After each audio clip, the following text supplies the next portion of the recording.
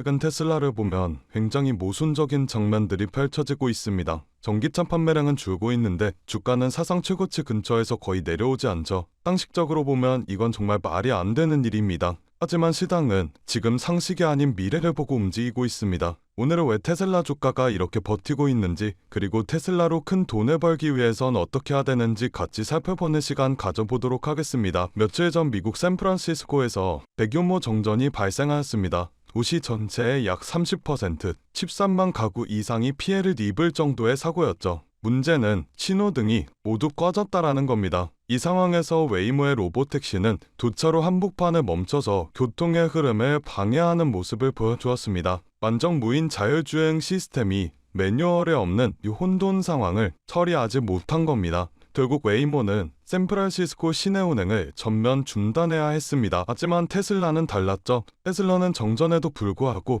도시를 계속 달리며 운행을 지속했습니다. 웨이모는 지도 중심, 라이다 기반, 완전 무인 주행차입니다. 테슬라는 카메라, AI, 실제 도로 데이터 학습이라는 능력을 가지고 있죠. 이번 정전 상태는 이렇게 말해줍니다. 완벽한 환경에서는 웨이모가 더 강할 수는 있지만 현실 세계의 혼돈에서는 테슬라가 훨씬 더 강하다라고요. 자율주행이 진짜 돈이 되려면 비 오는 날, 정전, 사고, 응사 같은 예외 상황을 처리할 수가 있어야 합니다. 시장은 바로 이 장면을 보고 반응하기 시작했죠. 다음은 월가의 평가를 짚어보도록 할 건데 그 전에 테슬라의 전기차 판매량 숫자를 먼저 보도록 하겠습니다. 유럽 판매량은 48.5%, 중국도 마이너스 8%, 미국도 내년 9% 감소 전망, 연간 인도량은 160만 대이면서 2년 연속 감소 가능성이 커졌습니다. 일반적인 자동차 회사라면 주가는 와르르 무너져야 정상이죠. 그런데 캐나코드는 전기차 판매 전망은 낮추었지만 목표 주가는 551달러로 상향 조정하며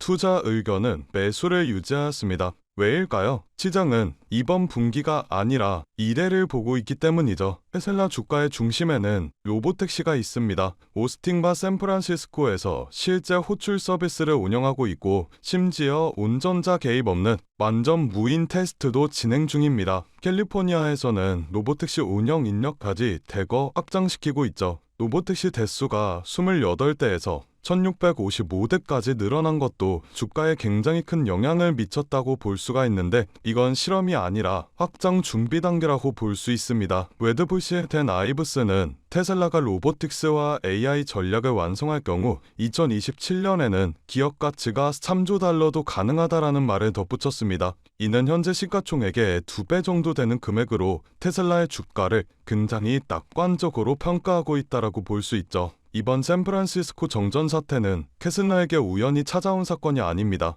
누가 현실 세계를 더 잘 이해하고 있는지를 시장 앞에 증명한 장면이죠. 그래서 전기차 판매가 줄어들어도 주가는 무너지지 않고 그래서 조정이 와도 매수세가 빠르게 붙어줄 수 있는 겁니다.